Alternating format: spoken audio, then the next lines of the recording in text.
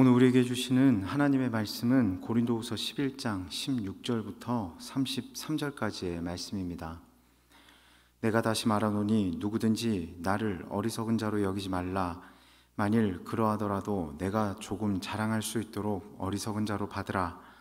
내가 말하는 것은 주를 따라 하는 말이 아니요 오직 어리석은 자와 같이 기탄 없이 자랑하노라. 여러 사람이 육신을 따라 자랑하니 나도 자랑하겠노라. 너희는 지혜로운 자로서 어리석은 자들을 기쁘게 용납하는구나. 누가 너희를 종으로 삼거나 잡아먹거나 빼앗거나 스스로 높이거나 뺨을 칠지라도 너희가 용납하는도다. 나는 우리가 약한 것 같이 욕되게 말하노라. 그러나 누가 무슨 일에 담대하면 어리석은 말이나마 나도 담대하리라. 그들이 히브리인이냐 나도 그러하며 그들이 이스라엘인이냐 나도 그러하며 그들이 아브라함의 후손이냐 나도 그러하며 그들이 그리스도의 일꾼이냐 정신없는 말을 하거니와 나는 더욱 그러하도다.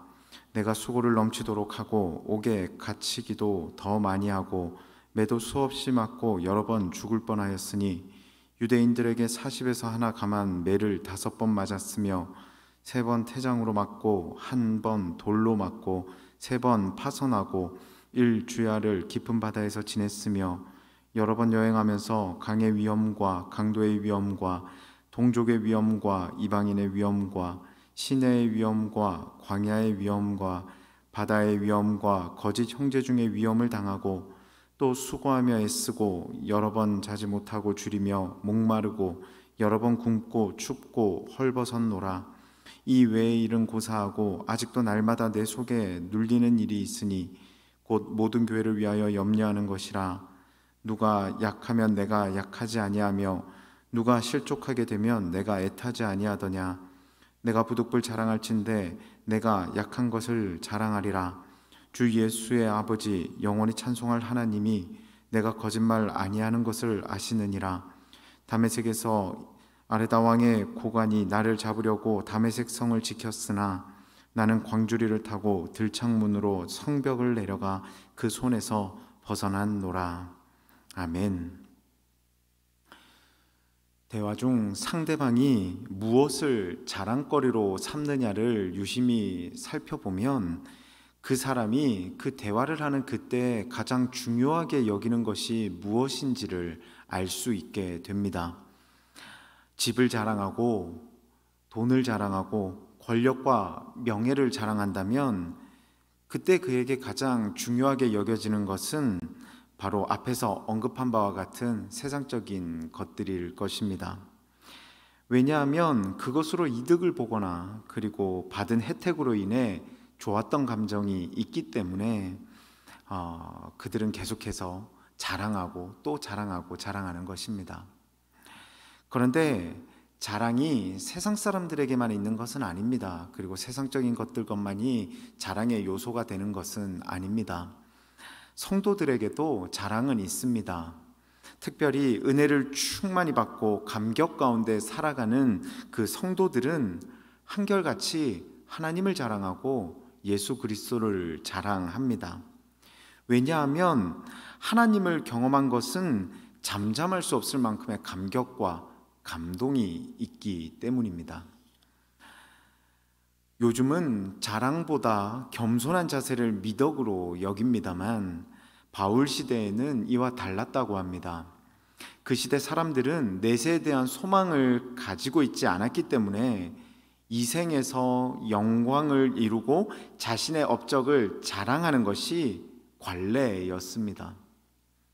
그래서 시민이나 군인들은 자신의 군사적 그리고 정치적 업적들을 앞다투어 자랑하기 바빴는데요. 전쟁에서 승리한 장군을 위한 개선 환영 행사만 생각해 보아도 그때의 정서를 잘 알 수 있습니다. 그런데 자랑에 대한 관습은 유대인들 사이에도 있었습니다. 누가복음 18장 9절부터 12절에 등장하는 성전에 올라갔던 바리새인이 자신의 경건 행위를 자랑했던 그 기록이 이를 증명합니다. 이런 시대적 배경과 함께 본문의 배경이 되는 고린도라는 이 도시를 살펴보면 고린도는 특히 자기 자랑과 자기 홍보 문화에 최선을 다하는, 그리고 그것이 익숙한 도시였습니다. 그리고 그것을 잘하는 것이 지혜라고 생각했던 도시가 바로 이 고린도였습니다. 이런 상황을 잘 알고 있었던 사도 바울은 고린도 교회 성도들과 그 가운데 있는 대적들에게 바울 나 자신에게도 자랑할 것이 있다며 자랑을 늘어놓기 시작합니다. 그들의 익숙함을 활용하여 하나님의 뜻을 전하고자 한 것입니다. 먼저 바울은 자신을 자랑하는 어리석음을 용납해달라고 사과하며 자랑을 시작합니다. 왜냐하면 자랑은 주의 모범을 따르는 것은 아닌 잘못 사용하면 어리석은 일임을 이 바울은 잘 알고 있었기 때문입니다. 그래서 야고보서 4장 16절입니다. 이제도 너희가 허탄한 자랑을 하니 그러한 자랑은 다 악한 것이라. 하지만 그럼에도 불구하고 바울이 고린도 교회 성도들에게 자랑이라는 이 방법을 사용하여 자신의 뜻을 전하는 데에는 분명한 이유가 있습니다. 자랑이라는 관습에 익숙한 고린도 교회 성도들이 자랑하는 어리석은 자들을 기쁘게 용납했고 오히려 그들을 대단하게 여겼기 때문입니다.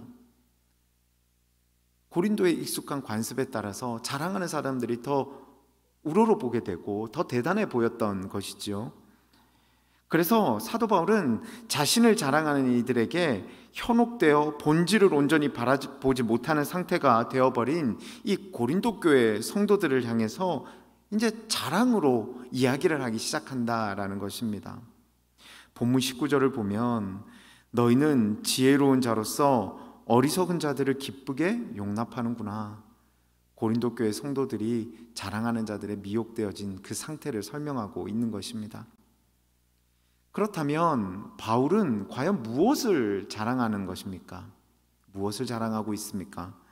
그는 사도로서 겪은 투옥, 그리고 매맞음, 죽음의 위기를 겪었던 그 많은 일련의 사건들을 본문 23절부터 25절을 통해 자랑하고 선교 여행 중에 겪었던 위험, 그리고 궁핍 때문에 겪은 수모와 시련 등의 그 고난을 26절부터 27절에서 자랑하고 있습니다. 그리고 그는 이것뿐만 아니라 자신이 겪은 내적 고난, 즉 모든 교회를 위한 염려로 인해 스트레스 받는 것까지, 그 고난까지도 자랑하고 있습니다. 그런데 그 시대의 상황을 고려한다면 앞에서 한 바울의 이 자랑거리들은 그 시대 사람들에게는 받아들여지기 힘들 만한 자랑거리들입니다. 아울러 일반 사람들이나 대적자들이 하던 자랑과 그 내용이 정반대입니다. 내가 전쟁에서 승리했습니다. 내가 돈을 많이 벌었습니다. 내가 무엇을 이루었습니다. 이것을 자랑하는 것이 아니라 내가 매맞고 내가 투옥되고 내가 고난을 겪었고 고생을 했고 이런 것들을 자랑하고 있으니 다른 겁니다. 다른 이들은 자신들의 능력을 자랑했지만 사도 바울은 그리스도와 복음과 교회를 위해 당한 고난을 자랑하며 오히려 자신의 강함이 아닌 자신의 약함을 자랑합니다. 바울은 사람들이 쉽게 이해할 수 없을 만한 자랑거리들을 왜 자랑하는 것일까요? 왜 그는 고난을 겪는 자신의 약함을 공개적으로 알리며 나는 약한 존재입니다, 이것을 자랑하는 것일까요? 원래 바울은 대제사장의 위임을 받아 교회를 잔멸하려 했던 강한 자였습니다. 그러나 다메섹 도상에서 그리스도를 만난 이후 세상적으로는 약한 자가 되어버렸습니다.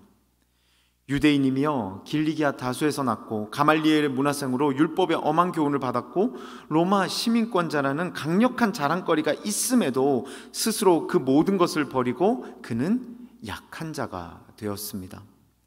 왜냐하면 바울은 경험했기 때문입니다. 그리고 확신하기 때문입니다. 세상의 강함은 약함이고 세상의 약함 가운데 하나님을 의지할 때 하나님이 주시는 강함을 누릴 수 있다는 사실을 사도 바울은 누구보다 잘 알고 있었기 때문입니다. 고린도전서에서도 바울은 하나님이 인간의 약한 것 가운데서 승리하시며 그리스도의 십자가가 그 원리를 구현한다고 설명했습니다. 이와 같이 자신의 약함 속에 하나님의 능력이 나타나기 때문에, 그래서 결국은 그 무엇보다 결과적으로 강해질 수 있기 때문에 사람들의 반응과 관습에 상관없이 자신의 약함을 오히려 자랑하고 있는 것입니다.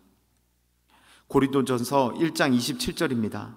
그러나 하나님께서 세상의 미련한 것들을 택하사 지혜 있는 자들을 부끄럽게 하려 하시고 세상의 약한 것들을 택하사 강한 것들을 부끄럽게 하려 하시며.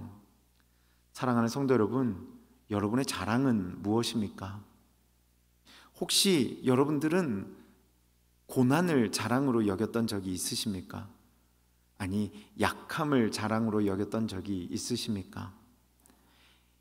약하지만 하나님을 의지하는 나를 자랑했던 경험은 과연 있으십니까? 세상의 것만이 자랑의 요인이라고 생각하며 그것을 얻고자 세상적으로 살아가고 세상을 의지하는 삶에 최선을 다하고 있진 않았습니까? 사랑하는 성도 여러분, 오늘 본문은 성도의 자랑이 무엇이어야 할지를 우리로 하여금 묵상하게 합니다. 그리고 약한 자를 세우시는 하나님을 의지하며 믿음 안에서 약함이 소망을 품은 자랑이 되어야 함을 말씀하고 있습니다. 예수 그리스도를 만난 시점부터 방향이 완전히 전환된 이 바울의 삶을 기억하며 세상에서 하나님을 자랑하고 하나님 안에서의 약함을 자랑함으로 결국은 하나님의 채우심과 하나님의 세우심과 하나님의 강하게 하심을 경험하기에 부족함이 없는 저와 여러분 되시기를 주님의 이름으로 축원합니다. 우리의 약함은 약함이 아니고 하나님 안에서의 약함은 강함이 될 수 있습니다. 그렇게 우리는 약함을 자랑할 수 있어야 합니다. 이 시간 오늘 우리에게 주신 말씀을 기억하며 함께 기도하며 나아가길 원합니다. 하나님, 우리가 세상의 것을 자랑하는 삶을 살지 않기를 원합니다. 하나님의 것을 자랑하고 하나님 안에서의 약함과 겸손함 그리고 낮아짐을 자랑할 수 있는 우리의 삶이 되게 하여 주시옵소서. 그리하여서 결국은 주님의 은혜로 세움받고 강하게 되어지는 은혜를 경험할 수 있도록 축복하여 주시옵소서. 이 시간 이 기도의 제목을 붙들고 우리 함께 합심으로 기도하며 나아가길 원합니다. 기도하겠습니다. 사랑과 은혜가 충만하신 하나님 아버지 은혜에 감사를 드립니다. 오늘 사도 바울의 고백을 통하여서 그가 고린도 교회와 고린도 교회에 있는 대적자들을 향하여 그의 약함을 자랑하는 모습을 다시 한번 묵상하게 하심에 감사를 드립니다. 약한 것을 자랑하는 것, 하나님 안에서의 약함을 자랑하는 것이 어리석은 짓이 아님을 다시 한번 기억합니다. 내가 약할 때 하나님은 나의 삶을 주관하시며 내가 하나님 앞에 낮아졌을 때 하나님은 나의 삶을 세우시는 하나님이시기에 우리의 약함을 자랑하는 것이 기쁨이 되어줄 수 있도록 주님 인도하여 주시옵소서. 내가 가지고 있는 것, 소유하고 있는 것을 자랑하기에 힘쓰는 것이 아니라 하나님, 나의 겸손함과 나의 낮아짐과 그리고 나의 자금, 나의 약함을 자랑하는 우리 모두가 되게 하여 주셔서 결국은 주님 안에서 세움받고 승리를 경험하기에 부족함이 없는 우리 모두의 삶이 될 수 있도록 주님 이끄시고 인도하여 주시옵소서. 오늘 한날의 삶도 주님께 의탁합니다. 주님께서 우리들을 이끄시고 인도하여 주시옵소서. 이제는 우리 주 예수 그리스도의 은혜와 하나님 아버지의 극진하신 사랑하심과 성령님의 감화, 감동, 내주, 교통하심이 세상의 것을 자랑하는 것이 아니라 하나님 안에서의 약함을 자랑하고 그래서 주님 안에서 승리를 경험하여 주님께 감사와 찬미를 올려드리길 기대하고 그리고 다짐하고 결단하는 사랑하는 우리 성도님들의 머리머리 위에와 이들의 사업과 가정과 건강과 꿈과 비전과 그 모든 것들 위에 이제로부터 영원토록 함께 하시기를 간절히 축원하옵나이다. 아멘.